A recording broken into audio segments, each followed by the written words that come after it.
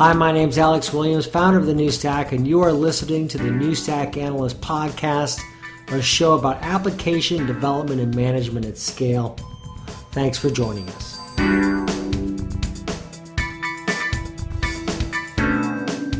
The Cloud Foundry Foundation is our sponsor for the Pancake Breakfast from the Cloud Foundry Summit in Santa Clara, California. Our discussion, the path emerging as organizations move beyond the confusion of disruption and take the journey to transformation in a multi-cloud world. Cloud Foundry gives companies the speed, simplicity, and control they need to develop and deploy applications faster and easier. Learn more about Cloud Foundry at cloudfoundry.org.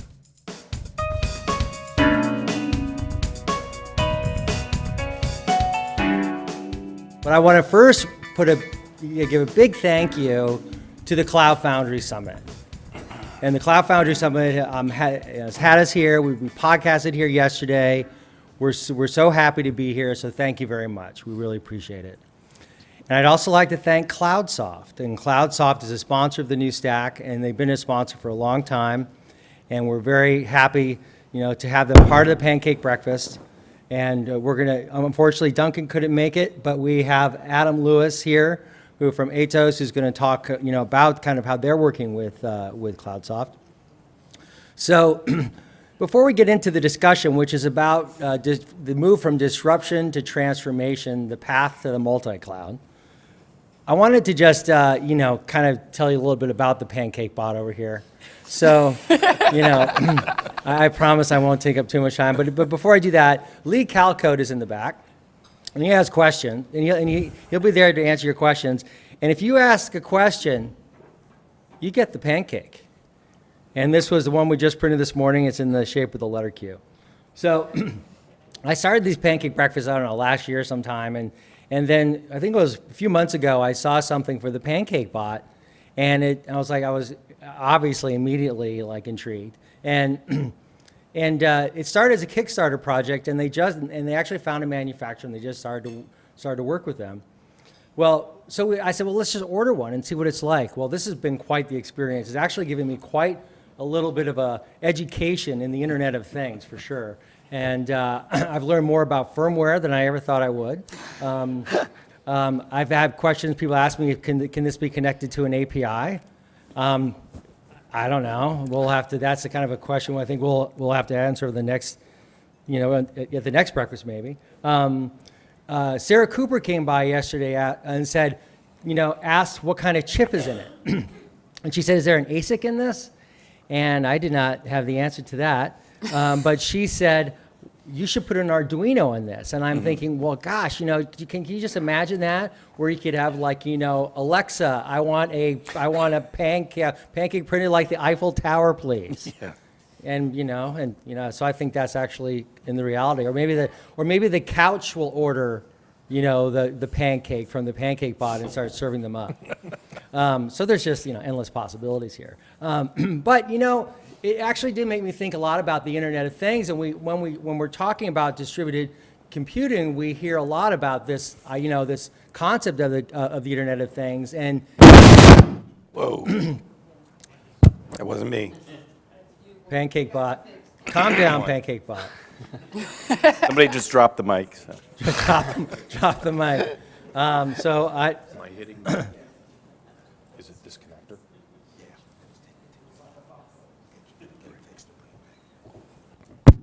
Tape it up well. Oh, is this because I'm stepping on a cable here? Maybe. I don't know. Stop doing that.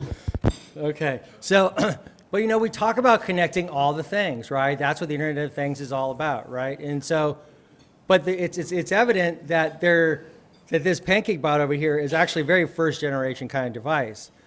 But it does speak to this kind of era of transformation that we're seeing. For instance, GD and its Predicts platform, right? We're seeing all these kind of new kind of ways for us to think about data and how we use data and how we can use data with applications, how we manage that data, how we store it, how the networking capabilities work. And so I sat down with a few people yesterday who are thinking, basically there's the CIOs and I just can't imagine being in their shoes, right? And that's really kind of gets to the topic of the conversation today, which is this idea about disruption, right? And this whole, I worked at TechCrunch for 2 years, and we had this event called TechCrunch Disrupt, right? And it was all about disruption, and all these startups coming in to disrupt. But I kind of feel like we are kind of moving out of this into this new age of transformation. And so that's kind of what I wanted to talk about today. And and so I'm hoping this will glean something for you as you're thinking through, how you're actually building out your own distributed environments. So why don't we? I'll go in alphabetical order here, according to the panelists on the slides here. We have Abby Kearns. Hey, Abby. Hello. We have Adam Lewis. Hi. Brian Swanson. Morning. And Chris Ferris. Howdy. All right. So just again, we're going to just get the conversation going. And if you have a question, raise your hand, and you'll get a pancake. So, Abby, so you're at the Cloud Foundry Foundation, and and what I really like about the Cloud Foundry Foundation is like these are companies who are just you see a lot of companies coming in trying to think through what this transformation means, right? So when you talk to them, what kind of questions are they asking? Are they you must get all kinds of kind of people people coming in with varying degrees of levels of expertise. But I'm just curious some of your takeaways from that and your takeaways from the conference here. Well, I'd say first and foremost, there's no one an expert at transformation because it's hard, it's complicated, and it isn't just a technological issue, it is a people and process issue. And for the Fortune 500 Global 2000, transformation is hard. It takes a long time, and there isn't a shortcut to change a culture and change and adopt processes and change the way people think about technology. And so Cloud Foundry is a great enabler of that conversation and a great way to start that and enable and reinforce practices around continuous delivery, test-driven development, agile and lean practices. But at the end of the day, the heavy lift is really the transformation of the culture around that. So what is that transformation? Is it like bright colors and like beanbag chairs and T-shirts? To me, when I hear this topic come up, I think, okay, transformation, okay. Well, the office environment, hasn't really changed that much in the past, I don't know, since the post-war. Now people more work at home, right? So now they could actually, be 2 steps from the kitchen or in the kitchen. So I guess that's a change. But what are the possibilities of this transformation of like, what are the things you don't want to happen in this transformation? What are the kind of things that you don't want to see when companies start to go through this transformation? Well, you don't want them to assume that the transformation is the end game, right? We're all agile now, so therefore we're innovative, because those two are not the same things. You can transform your culture, you can become agile, but that doesn't necessarily also bring you the innovation. So I think as companies make that shift and become able to deploy code to production and are writing more software and are doing all of those things, there's a certain degree of innovation and expectation around that they should also bring in. Because I don't think having bean bags and an open workspace and matching T-shirts makes you innovative. Well, maybe. Actually, probably not. Brian, what are your, tell us a little bit about, about Dataskill and the transformation you've had to go through. Yeah, so for us it was, do I have to turn this on? No, you're good. All right, good. You guys all can hear me? For us, it really was a top-down driven, a little bit of a sideline. Dataskill does services. We've done a lot of traditional on-premise software, but our founder and CEO also races an offshore powerboat. So he's a world champion offshore powerboat racer and drives his boat at well over 150 miles an hour out in the ocean, bouncing around. And he wanted to transform his sport. So when you watch on TV, you see all these great animations and overlays of data. If you watch NASCAR, and he wanted that to be available for the fans as well as his crew. So he wanted to be able to get all the data off of his boat and up for analysis and review in real time for his crew. And also in real time for his fans to be able to see on a web page. And what he came back with and says, well, why is this hard? Why can't we just do this? Let's go innovate and let's make it happen at a reasonable cost. And I look at your Pancake bot there, and I actually started my career and my degree is in robotics.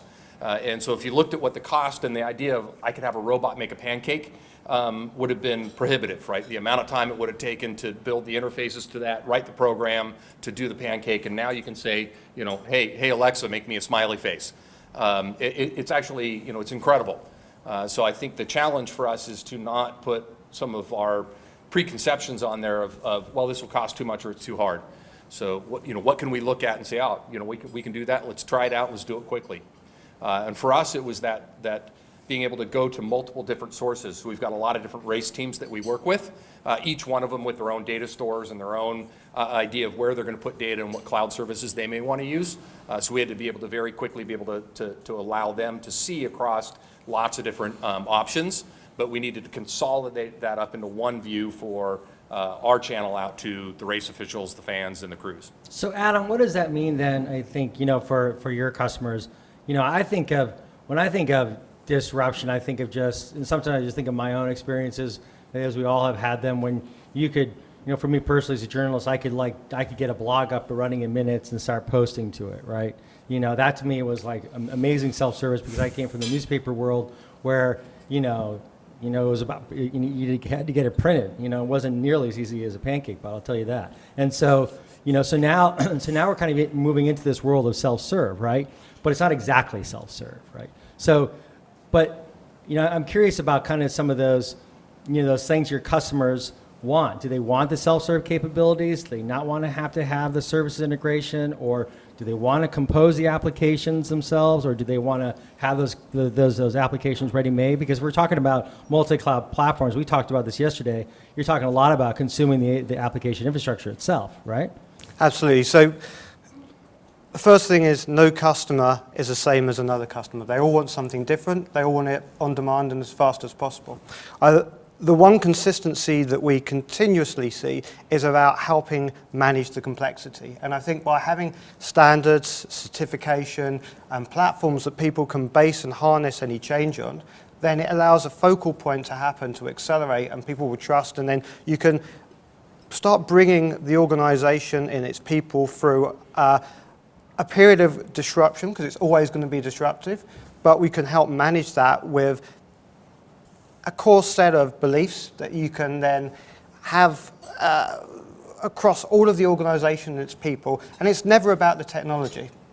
Technology is easy, right? It's about the people and the processes and changing the mindset. And I think you can do that by saying, here's a great example of a paradigm that works, whether it's based on Cloud Foundry technology or any other platform.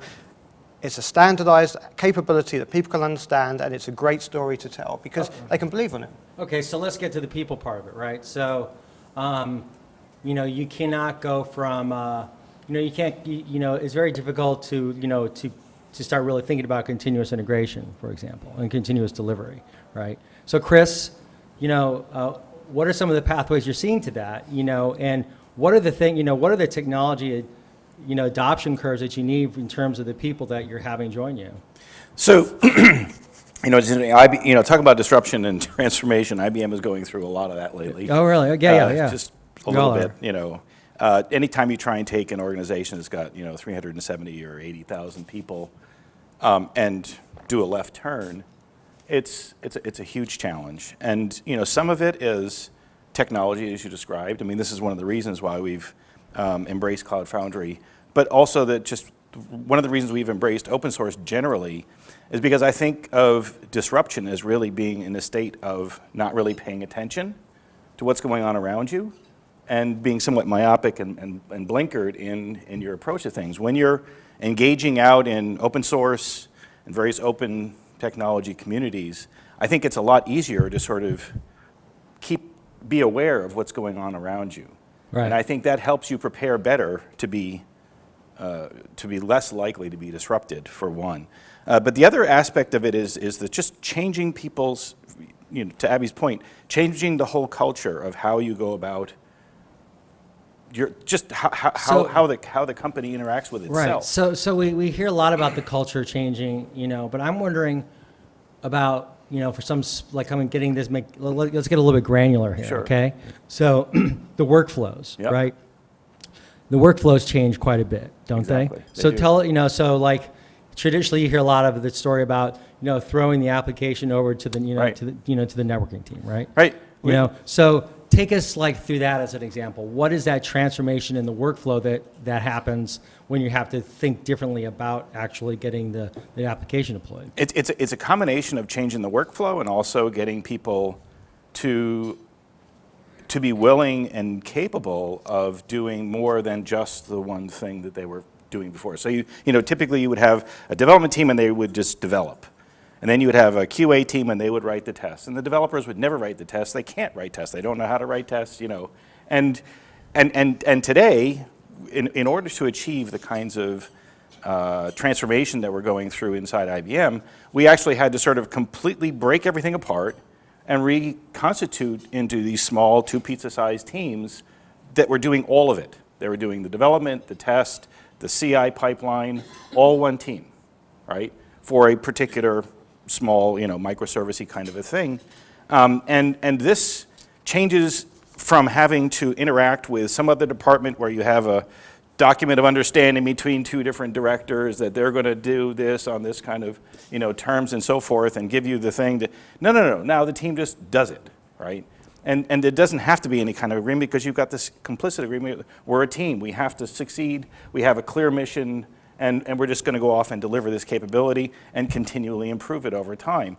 And as long as you can set a clear direction from a corporate perspective, we're going to be doing cloud, we're going to be doing cognitive and analytics, then you can things just sort of trickle down. You don't have to be in complete command and control. You're really setting a coherent strategy and letting people find their own path through that.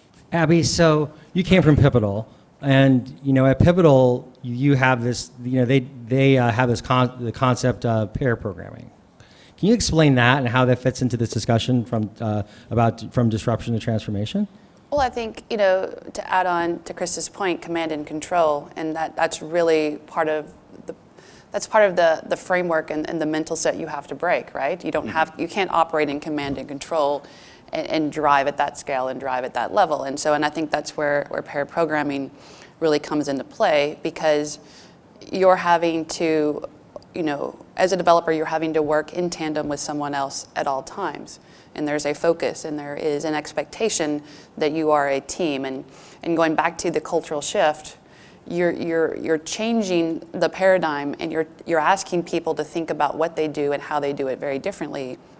And I think pair programming is a great way to reinforce those behaviors and reinforce that expectation that you're operating in a team. You're operating in a small, highly functional team that is focused on a business outcome. And I think that's part of the shift. And I think that's where, going back to technology being a reinforcement as well as common habits and common practices, those become reinforcements of those behaviors which drive those outcomes. And we've actually been using it also for skills transfer, right? So when we break the teams down and we put, somebody from QA and somebody from development and somebody from operations to put these people together, pairing and constant rotation helps to share those skills across the team and allows us to affect that transformation rather than having to go back to school and figure out how to write tests and stuff like that. So Adam, I'm curious from your perspective. So, when you think about CloudSoft, right? I think a simple way to think about it is a distributed control plane, right? You can compose applications,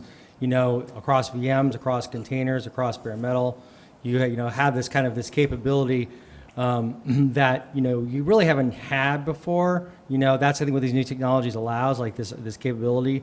How do you help them define the choices they need to make? So because you could start, or is it just saying to them, just try it? I mean, to me, that's always seemed like to be the right way and one of the hardest things to do. Well, we've been working with Duncan and the CloudSoft team for quite some time, and what we realized earlier on is that it's difficult to do application transformation, and no matter how you try and change your application landscape, there will always be a heterogeneous approach you need to take. So there will be an old world, a new world that have to work together. And the control plane, and one of the reasons why we use the AMP product, we call it Compose, is that it aligns really well with our strategy around all things Cloud Foundry. It allows us to run and join the old world and the old and new world architectures together, but also when we are offering a fully managed service on an end-to-end basis, you want all of these things to work completely coherently. You don't want to have dozens of different management tools. You don't want to have complexity of not understanding where your logs are and how you can really get the value from proactively understanding the direction of your application landscape. So then, and that way you can build added value services over and above that helps deliver a better service back to the customer. Brian, any other thoughts on that? In particular, I'm thinking about how at Dataskill you've gone through your own internal transformation. What are some of those things that you guys had to go through? And tell us about the technical kind of matters that came up. One of the interesting things to me is if you think about kind of the change we're going through. There's identity issues. Am I a developer or am I a network engineer, right?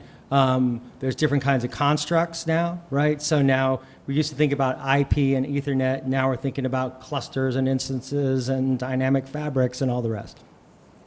And then the third part, you have open source, which makes for a much different kind of an organization. You have to think about being almost like an inside-out organization. I've been talking a lot about that. Like you have an internal engineering team, but you're also participating in external open source communities.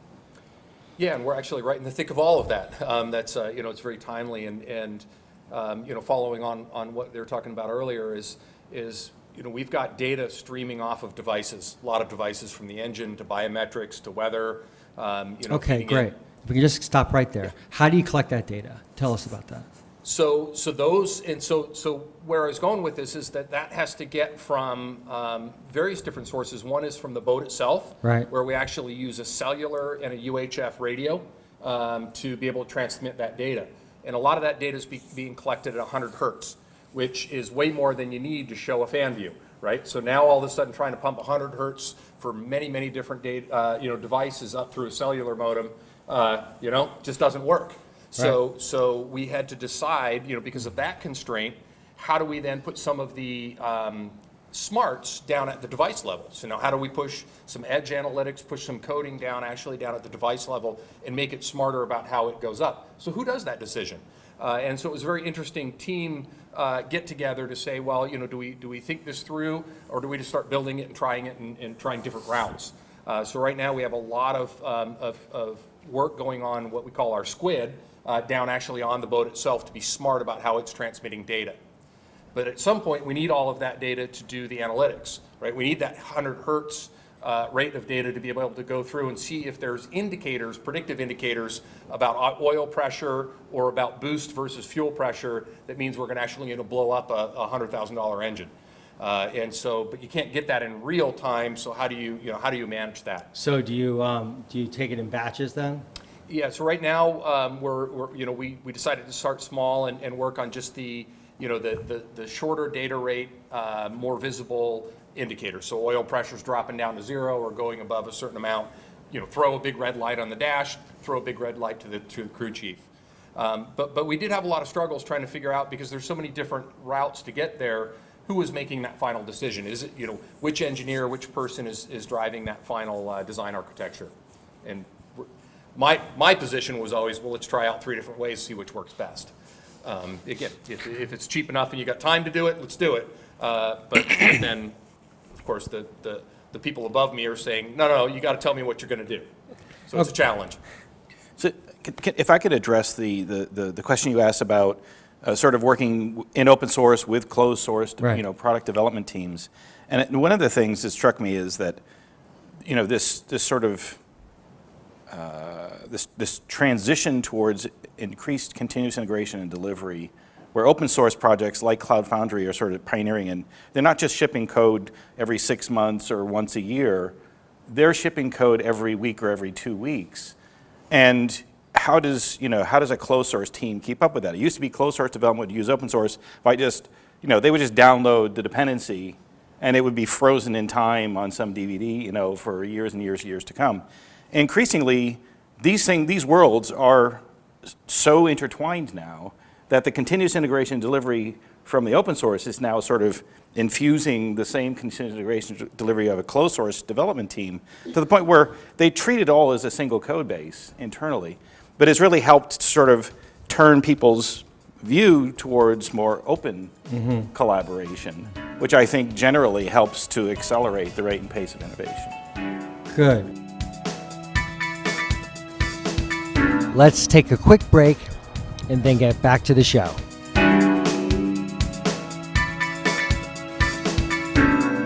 The Cloud Foundry Foundation is our sponsor for the Pancake Breakfast from the Cloud Foundry Summit in Santa Clara, California.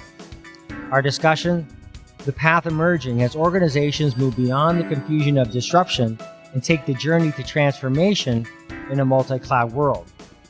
Cloud Foundry gives companies the speed, simplicity, and control they need to develop and deploy applications faster and easier.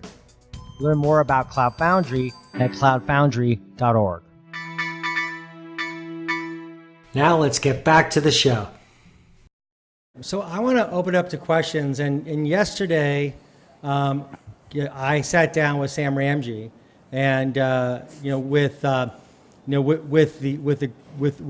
two very smart young developers, and I thought maybe, Sam, if I could present you with the first pancake here, the first question pancake.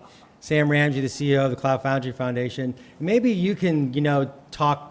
Maybe have a question for these folks, or basically kind of like what insights you glean from them, because it was actually a very interesting discussion just about how they're bringing on people, and how they're training them, and what transformation it's made for them. What do you think the best way to bring a large organization up to speed on cloud technologies is? Specifically Cloud Foundry, obviously, but it represents such a different approach to programming. And when we think about what we've done in Silicon Valley, we're usually talking about 40-person teams. But the companies we're talking about are 1,000-person, 10,000-person teams. We keep hearing that the restriction on adoption is we just can't hire people fast enough. Allstate said it. Almost every major speaker, Comcast, has said it. So what guidance do you have for the community on how to get there fast? I'll take that. We all look at Chris. It's interesting, and this is coming again from sort of an IBM perspective, typically dealing with Fortune 500 companies with, your sort of traditional software sales cycle of, you schmooze the CTO or the CIO or whatever and his or her team, and, and you have to set up a POC, and it's all very expensive. And what we're finding is that's it's unnecessary, right? And what is starting to become, I think, a little bit more effective is engaging developers directly, right? They're not afraid to just sort of get an account on Bluemix or PWS or whatever it is and kick the tires and try something out, especially when it can be done in the short term of a 2 or 3 hour hackathon, right?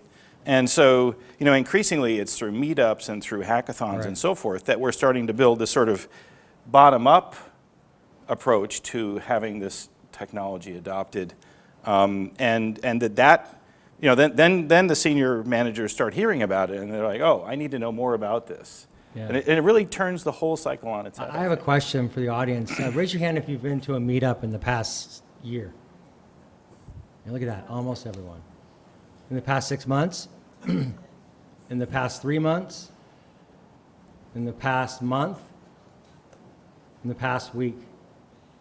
Awesome. All right. so tell us why don't you tell us what meetup you went to? And this is and tell us who you are. And we met yesterday. Hi, my name is Siddharth. I go to the University of Wisconsin-Madison.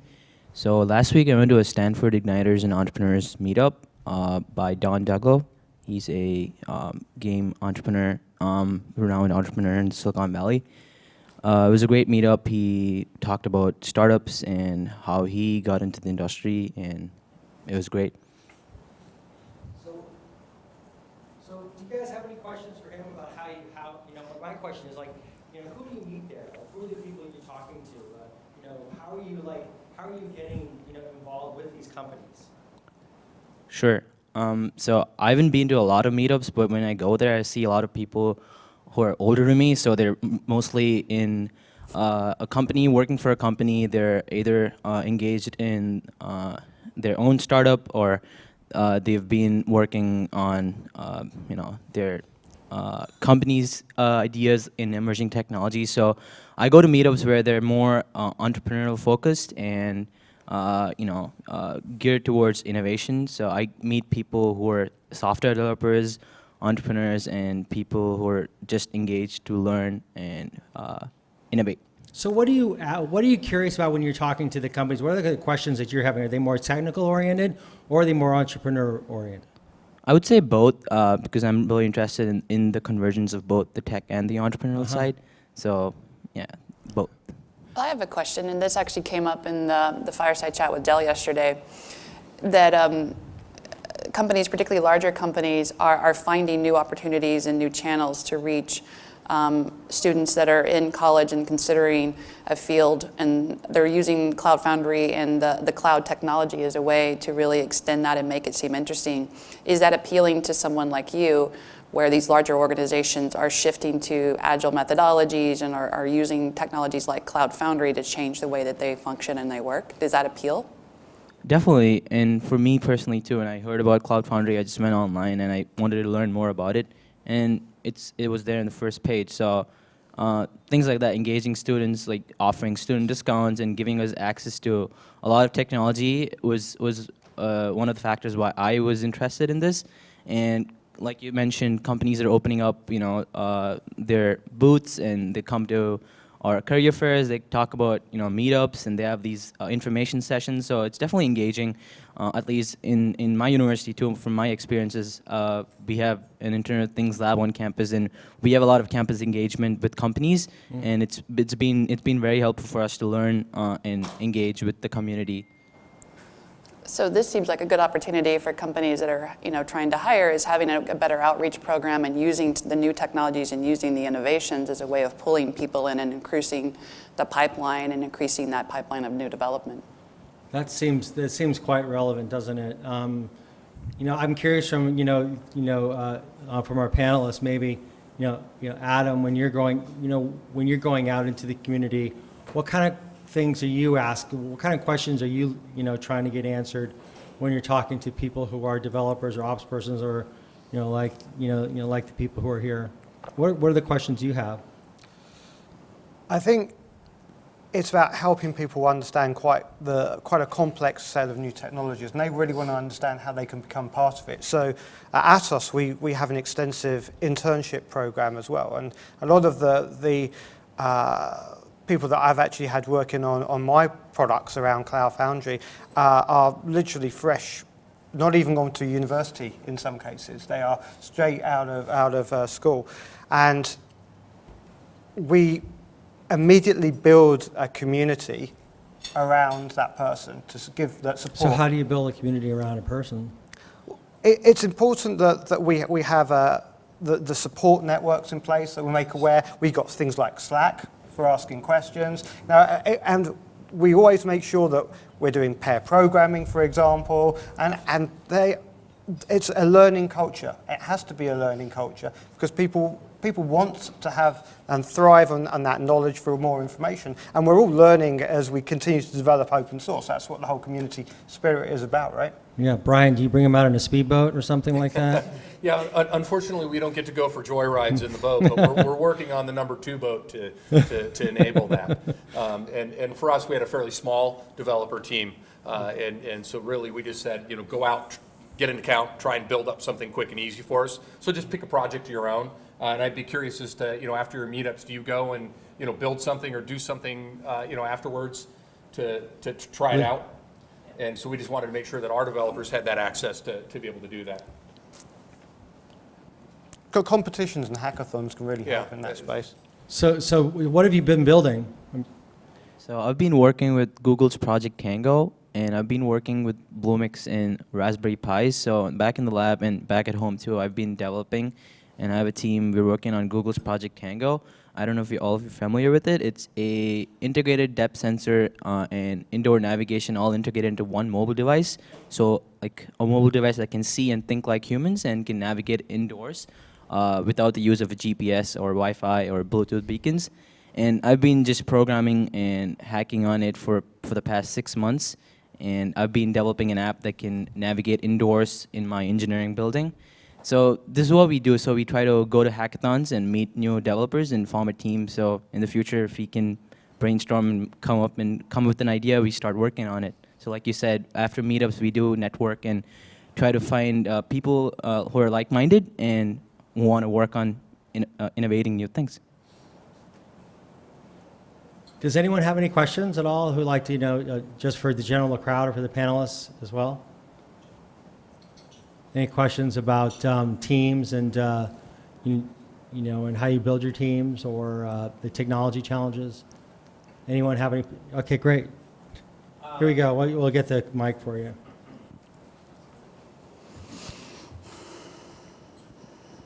There's been a lot in the press lately about co-location versus remote work, and how do you see that evolving as the push towards two pizza teams and higher efficiency comes to the front? Chris. Sure.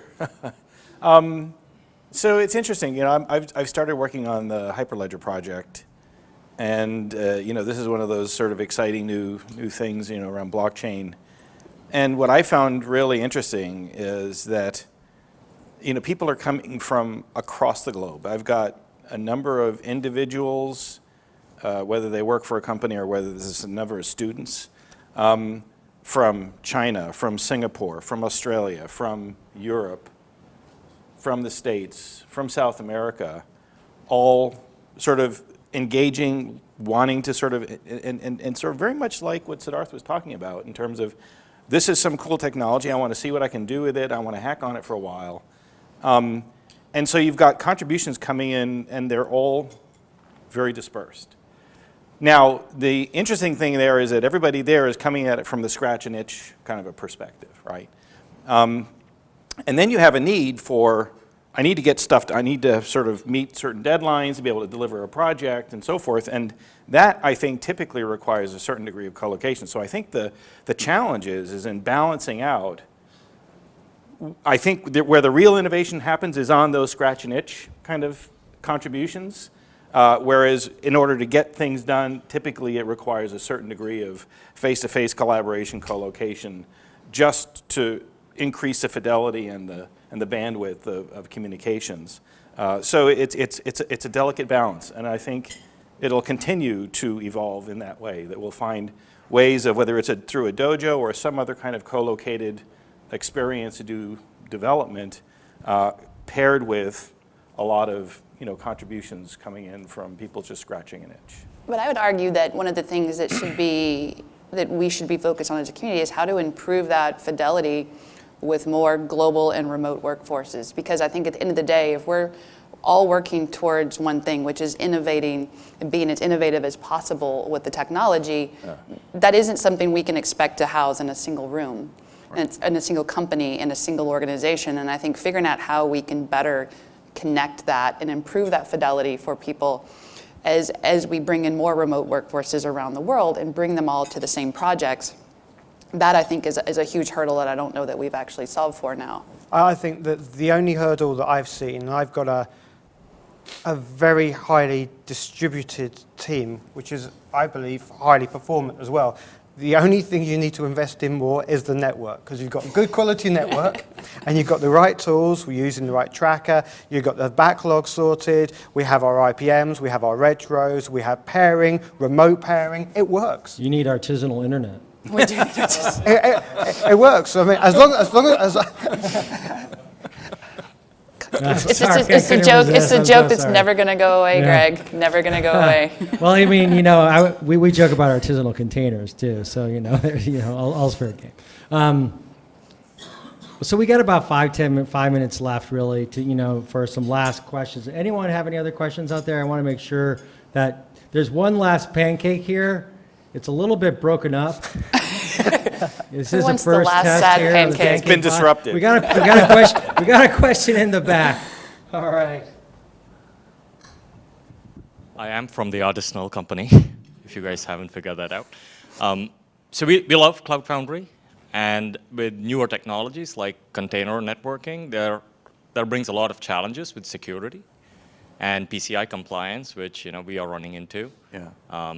Enforcing security policies at the top layer, where the infrastructure folks control it, or do we enforce it at the container layer? There are lots of questions. What are your guys' views about how security is going to go with all these new features which enable a lot of internal communication but creates a nightmare for people who are managing the infrastructure? Wow, what a question.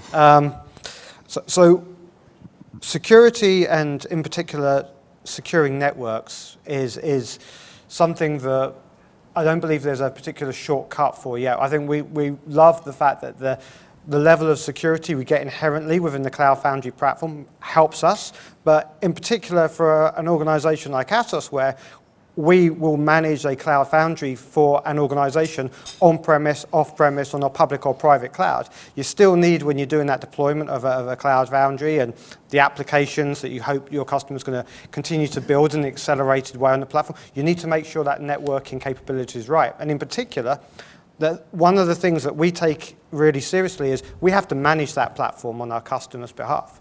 And so we spend a significant amount of time, of course, working with government organizations and very large-scale Fortune 500 companies as well, where we have to do regular audits, but we're also trusting in the community continuously to help do the great work they're doing at the moment about the regular patching, identification of any CVEs. And what we've seen in particular, because of the size of the community now, it's wonderful how quickly things are getting done. So I think that's one of the reasons why there's a massive increase in adoption. Brian? Parallel to that, we're seeing a lot of issues around ownership of the data, particularly in the healthcare. So it's not only the permissions, but once that gets out there, who owns that,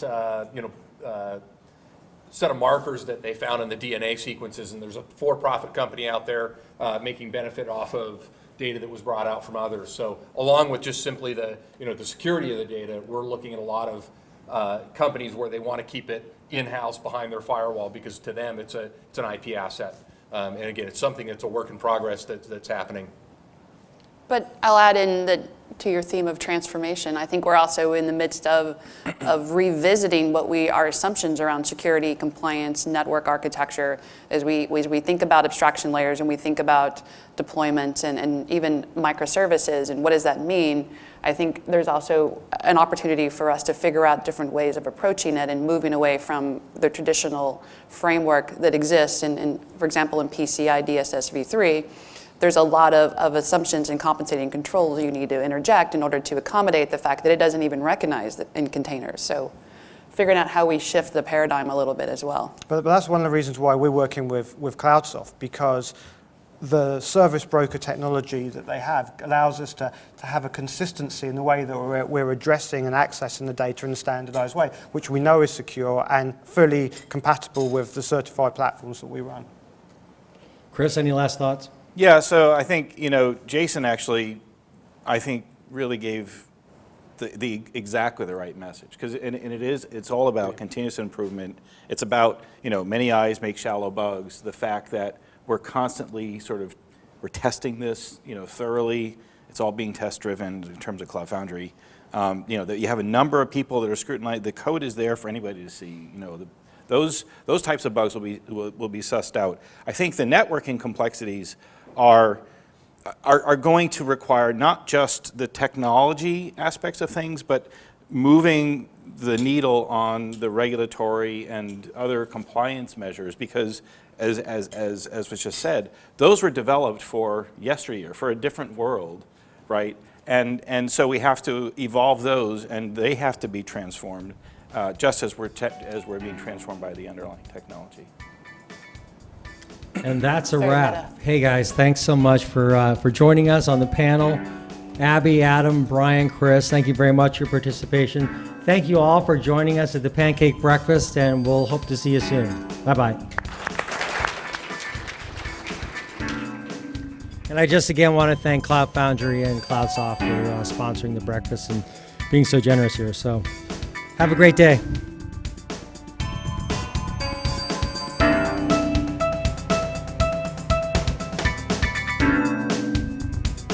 The Cloud Foundry Foundation is our sponsor for the Pancake Breakfast from the Cloud Foundry Summit in Santa Clara, California.